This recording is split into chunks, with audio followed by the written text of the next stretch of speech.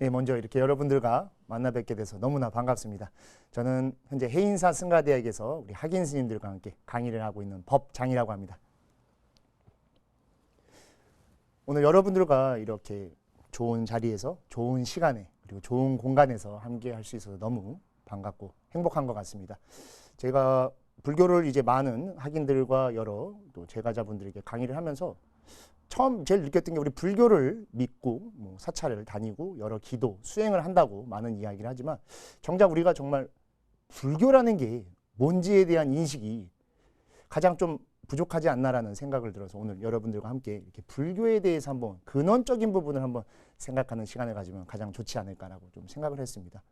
저희는 지금 대한불교 조계종 이제 해인사, 저 같은 경우에 해인사 승가대학에 계시고 여러분들 같은 경우에 또 저희 해인사 승가대학을 후원해 주시는 후원회 분들로 같이 이렇게 한 공간에서 불교라는 큰 틀에서 같이 지내고 있습니다.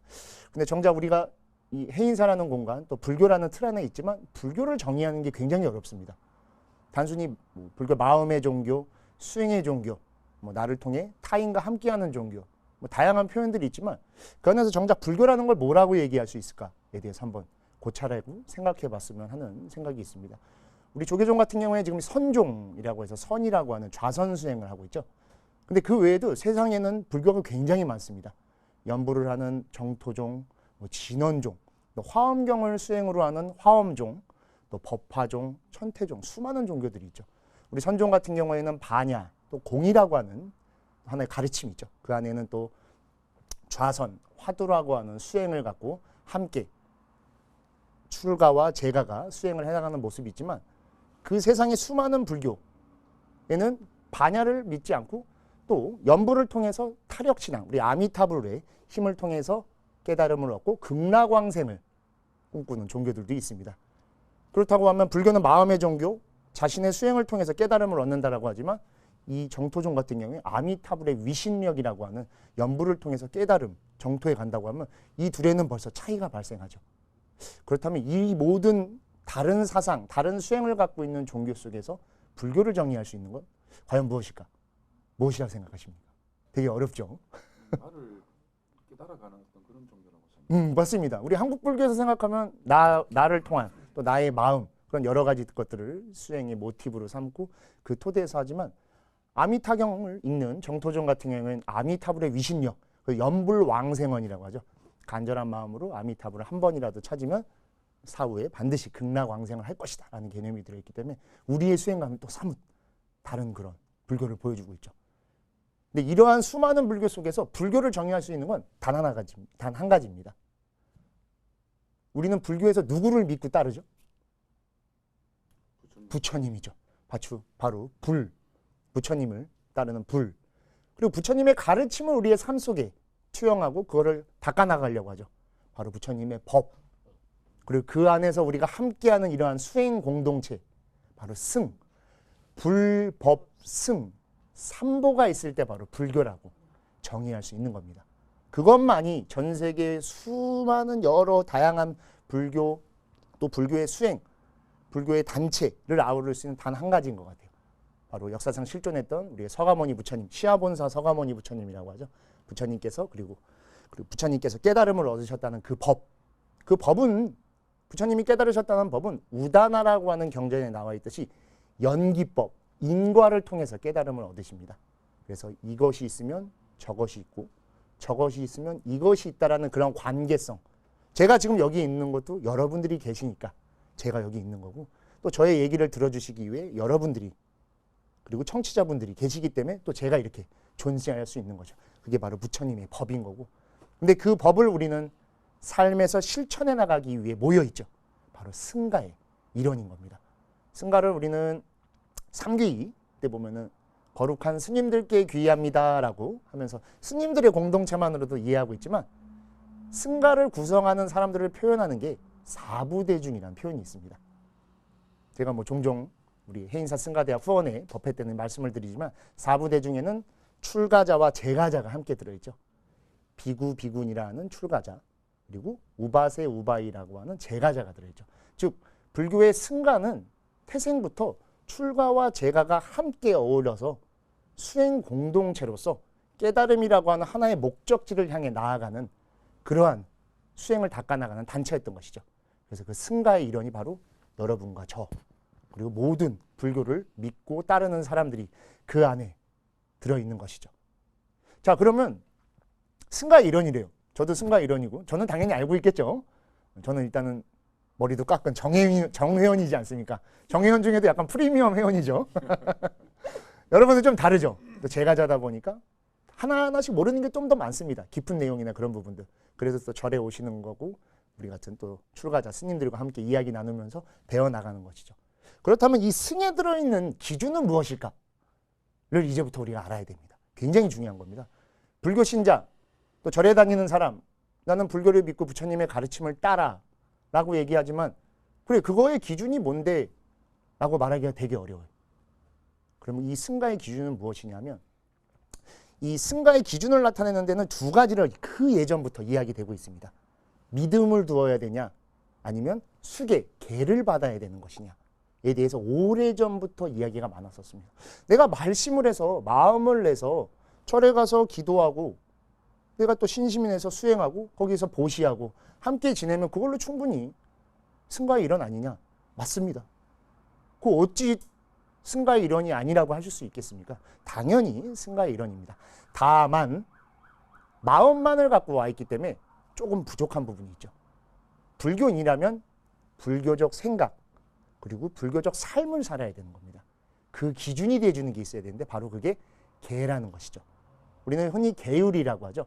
불교에서 말하는 법입니다. 법. 두 가지가 있어요. 계와 율이 있어서 하나는 윤리도덕성과 같은 것이고 율은 법과 헌법과도 같은 것이죠.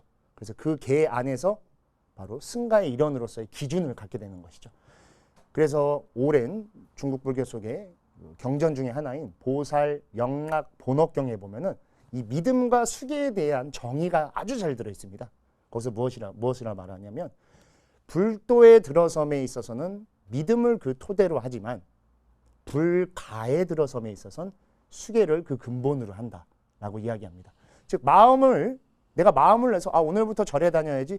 나 보다 보니까 부처님에 관한 이 책이나 여러 가지를 접하다 보니까 되게 좋은 것 같아. 뭐 느끼는 바가 좀 있어서 절에 갈래. 절에 오셔도 됩니다. 그거는 이제 불도의 길에 들어선 거죠. 불도란 부처님이 가셨던 길을 이제 쫓아가려고 하는 것이죠.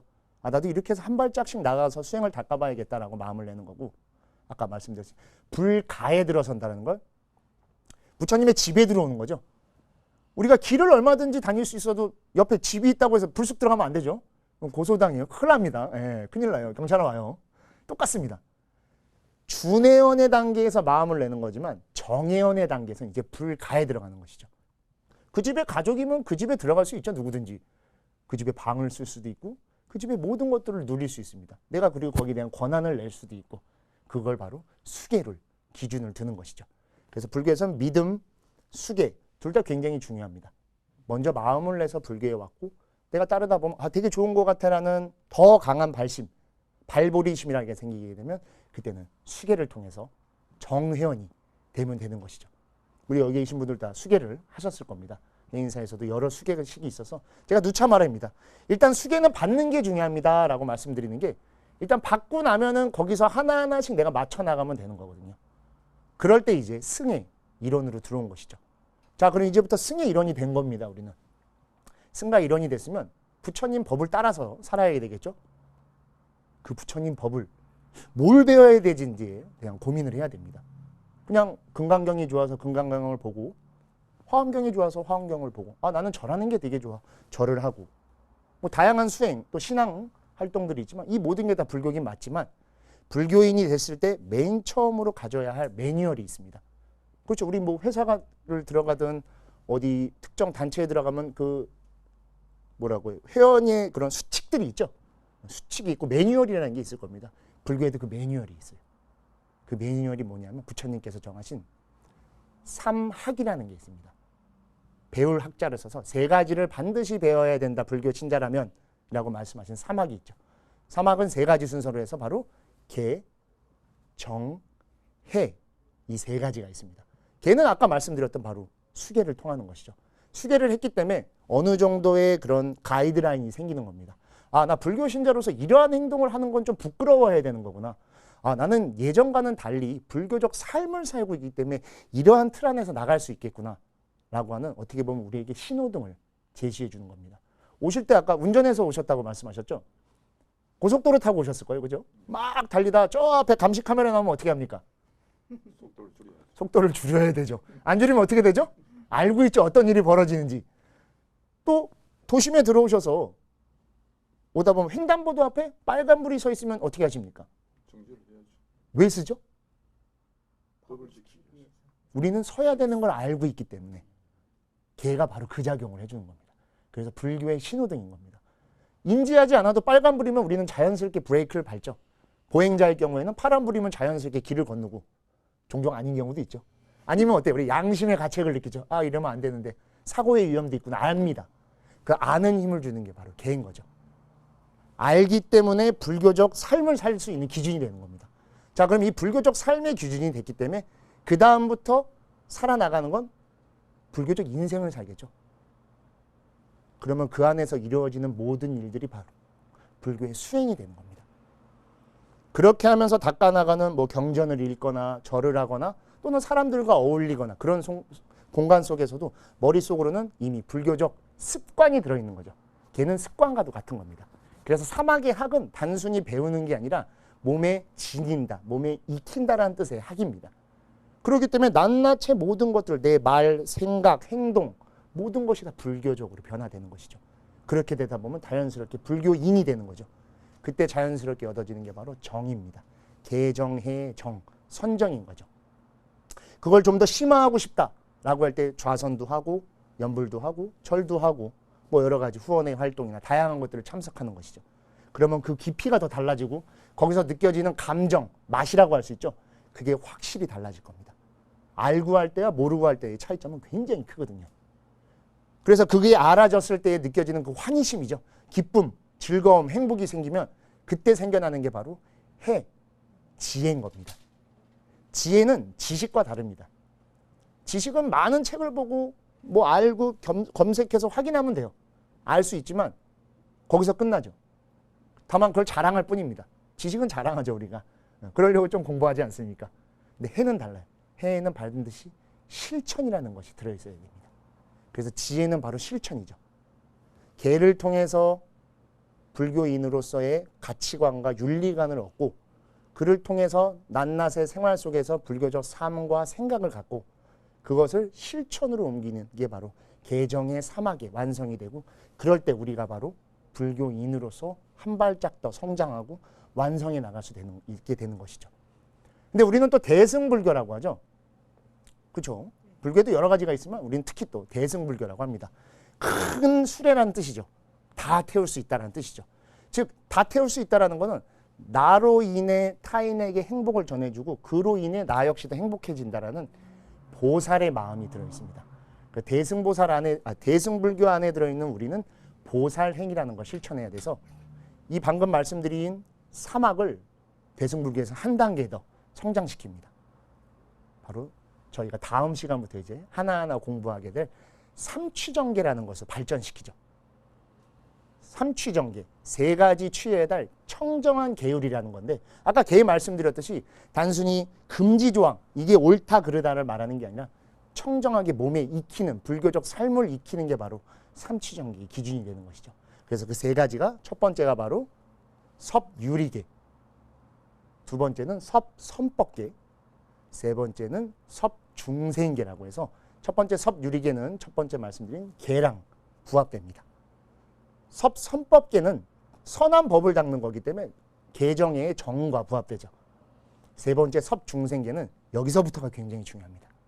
아까 말씀드린 지혜를 단순히 내가 지닌 지혜가 아닌 중생과 함께 하겠다. 우리 사홍서원에도 등장하는 그러한 자타일시 성불도 우리 모두가 함께하는 삶을 살겠다라는 뜻의 바로 중생과의 함께하는 제가 여러분들과 함께하고 여러분들도 저와 함께하고 있죠. 그게 부처님이 깨달으셨던 바로 인과법, 연기법이었고 그러한 삶을 실현시키는 힘을 가지게 하는 게 바로 섭중생계이죠. 그래서 오늘 지금 방금 말씀드렸던 우리는 개정의 사막을 통해서 불교적 삶을 얻었고 그거를 이제 한 걸음 더 나아간 대승적 삶으로 끌고 나가는 삼취정계를 통해서 보다 나은 삶을 실현하고 그러한 추구하는 우리 불교인의 자세를 갖추는 것들을 하나하나씩 배워나가는 시간을 가지려고 합니다. 오늘 가장 중요한 게 바로 불교의 정의를 우리는 배웠죠. 이제 다들 아시죠? 불교는 바로 불법승. 이거 우리는 같이 승에 들어있는 사람입니다. 출제가가 함께할 때 바로 바른 승가가 이루어질 수 있죠. 너무 한쪽에 치우쳐서는 안 됩니다. 불교 절에 들어갈 때 맨 처음 통과하는 문이 바로 일주문, 또 다른 말로 불이문이라고 합니다. 어떠한 것에도 양쪽으로 나누는 게 없다. 모두가 평등한 사상이다 라는 개념이죠. 대승은 여기서 한 단계 더 나가죠. 우리 유마경에서 말하듯이 중생이 아프기 때문에 내가 아프다. 또 관세음보살의 대자대비가 들어있듯이 모두가 똑같이 출제가가 함께 어울려는 삶이 바로 승가이다라는 것이고, 또 그 승가 안에 들어있는 우리가 알아야 되는 게 바로 삼학. 여기서 학은 꼭 기억하셔야 돼요. 단순히 배우고 익힌다라는 게 아니라 몸에 스며들게 하는 습관성과도 같은 겁니다. 그래서 계, 정, 해. 그래서 계를 통해서 반드시 불교인의 기준, 윤리관을 알아야 됩니다. 똑같은 일을 하더라도 이 우리가 이렇게 넷이 있어도 너무 목이 말라요. 근데 이게 나 앞에 물이 있으면 나 이거 마시면 시원하겠지가 아니라 먼저 이걸 받고 여러분들을 살펴볼 수 있는, 이분도 목이 마를 수 있겠구나. 같이 나눠 먹어도 되겠구나. 이 양이면 충분하겠죠. 그거를 함께 할 수 있는 게 바로 그런 기준을 갖는, 그러한 생각을 가질 수 있게 해주는 게 바로 계의 힘인 거죠. 그리고 그것이 실천된 모습이 바로 정, 선정이라고 하는 거죠. 선정도 단순히 나 혼자 깊은 것이 들어가겠다라는 뜻이 아닙니다.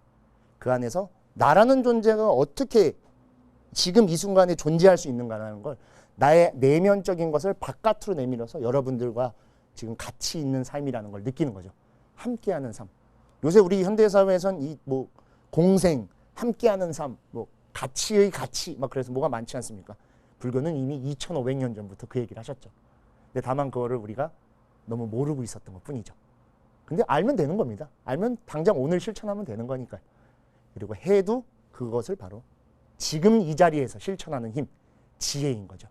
단순한 아르마리가 아닌 내가 알고 있는 걸 남과 함께 공유하고 그로 인해서 자리 이탈하는 것을 발전시킬 수 있는 힘이 바로 개정의 사막의 힘이고, 저희가 오늘 배운 내용이 바로 그런 부분이고, 다음 시간부터는 그것이 한 단계 발전된 모습, 삼취정계라는 내용으로 섭유리계, 섭선법계, 섭중생계를 총 하나하나씩 나눠서 좀 더 세밀하고 우리 일상 속에서 느낄 수 있는 내용으로 설명해 드리는 시간들을 가지도록 하겠습니다.